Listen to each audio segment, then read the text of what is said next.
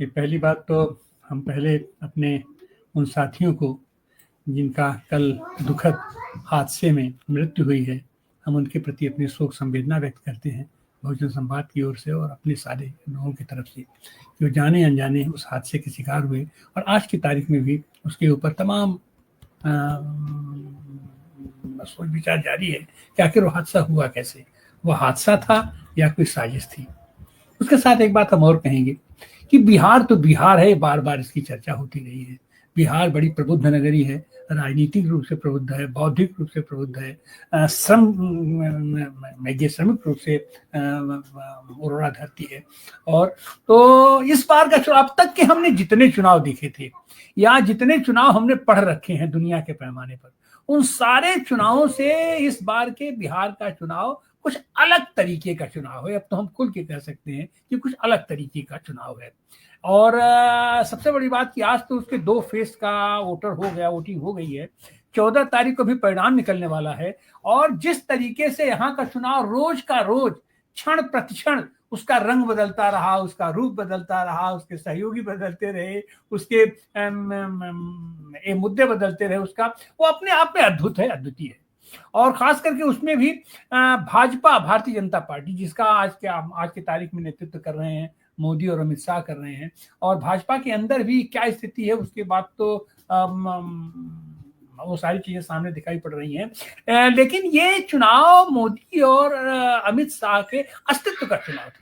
Bharatiya Janata party या इस पूरी पहचान की ये टीस रही है हमेशा से कि हिंदी बेल्ट में हर जगह तो उन्होंने अपनी सरकार बनाई, लेकिन बिहार में अपनी सरकार बना नहीं पाई।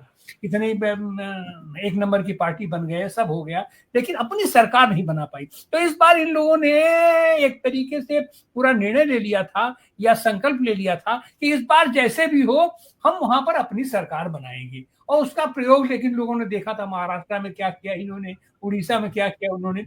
लेकिन बिहारी बुद्धि के धनी नीतीश जी कहीं न कहीं से इन लोगों के ऊपर भारी पड़ गए। जैसा उनसे अनुमान लगाया जाता था कि नीतीश की खोपड़ी किसी भी खोपड़ा से बड़ी होती है, तो वो चीजें हम लोगों को इस बार पूरी तरीके से दिखाई पड़ी हैं। और कब कहां कैसे क्या हो, पहले तो 101 का ये ज्यादा सीटें दे दिए और वो किए।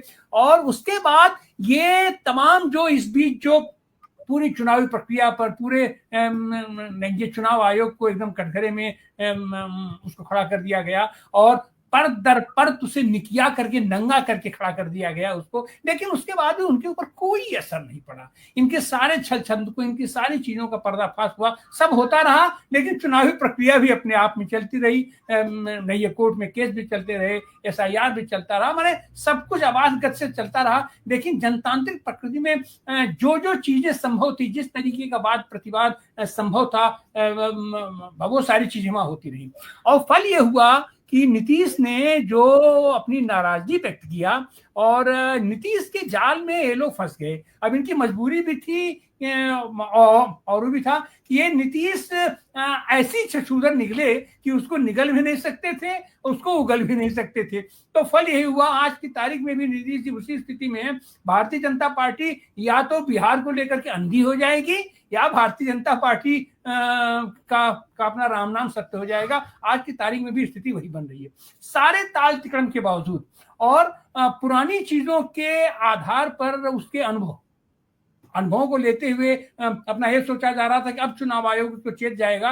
लेकिन बाहर से इन्होंने डिप्लॉय किया, माने बिहार के भी अपनी सरकार में भी अपने अधिकारियों पर इन्हें भरोसा नहीं था, अपने सैनिक बल पर इन्हें भरोसा नहीं था। बाहर से इन्होंने डिप्लॉय किया और इस सब कहने के बावजूद CCTV कैमरा बंद करके जिस तरीके से हुआ है, 6 तारीख को वोटिंग हुई है और 6 तारीख से लेके आज 11 तारीख हो गया, दूसरे चरण की भी वोटिंग हो गई। और 6 तारीख को कितने मत पड़े, कितने औरत डाले, कितने पुरुष डाले, उसका एग्जैक्ट उसका फिगर क्या है, अब तक तो ये लोग एक खाली घोषणा कर दी इतने परसेंट वोट पड़ गया। अरे उतने परसेंट वोट नहीं, ये बताओ कि कितना वोट पड़ा, या तुम परसेंटेज कैसे निकाल रहे हो, कितना वोट था, कितना वोट पड़ा, तब तो परसेंटेज निकलेगा। और स्त्री पुरुष का भी अलग करो, सारी चीजें अलग करके निकालो, उसको बताओ।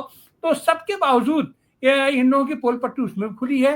वहां के कार्यकर्ता इतना उत्साहित है, जनता वहां की, कि आज ये दूसरे चरण में, और इसको प्रभावित करने के लिए ही, या अपना जैसा भी हो, ये लोग तो आपदा में अवसर तलाशते हैं, और अवसर के लिए आपदा ये लोग पैदा भी करते रहे हैं। अब जब पुलवामा इन्होंने किया, ये पहलगाम इन्होंने किया, और अगर ऐसे देखा जाए तो 2013 में भी पटना में विस्फोट हुआ था। उसी विस्फोट से डरा करके नीतीश कुमार को जबरन इन्होंने अपने एनडीए में शामिल किया। वो सारी चीजें हुई, और कल यहाँ दिल्ली में भी विस्फोट हो गया, लाल किले के पास, इतने संवेदनशील जगह में यहाँ पर भी विस्फोट हो गया। और सबसे बड़ी बात है कि अपने देश का गृहमंत्री पूरे देश का काम धाम छोड़ करके पटना के एक होटल में अपना टिका रहा, और वहां पर सबको चुनाव लड़वाता रहा। ये सारी चीजें संदेह के घेरे में है, सब चर्चा में है। इसलिए हम कह रहे हैं कि अपना बिहार का चुनाव बहुत ही अहम चुनाव है। लेकिन अब उसमें यह है कि इतनी जो वोटिंग पड़ी है, यह वोट किसको गया है, और जिस तरीके से जन समुदाय उमड़ा है ये महागठबंधन के पक्ष में, और महागठबंधन के दल आपस में जितनी एकजुटता का वो लोग प्रदर्शन किए हैं, उतनी एकजुटता एनडीए में सारे के सारे लोग, अपने दल के अंदर भी लोग, किसी के ऊपर विश्वास नहीं था, पहली बात। और ये अंत तक कहा गया कि नीतीश का लोग उनको समर्थन नहीं कर रहे हैं, उनके समर्थन इनको नहीं कर रहे हैं। तो इस कुहास के बीच में अब क्या परिणाम निकलेगा, और यह भी अपना देखना है। इतना सब होने के बावजूद भी अगर परिणाम अपना, जैसे अपना अमित शाह जी कह रहे हैं 100 सीट लड़ रहे हैं, उनका कहना है कि 160 सीट लेकर के हम बिहार में सरकार बनाने जाएंगे, तो वो 160 सीट अगर उनका 100% भी हो जाए, इसका मतलब 150% का मार्जिन उनके पास है, उतनी लेकर के वो कैसे क्या करते हैं। तो इतना तो है कि बिहार का चुनाव बहुत ही महत्वपूर्ण, बहुत ही अद्भुत राजनीति वैज्ञानिकों के लिए, राजनीतिक कार्यकर्ताओं के लिए, और दुनिया के पैमाने पर विश्लेषण का विषय होगा। जी सर, धन्यवाद।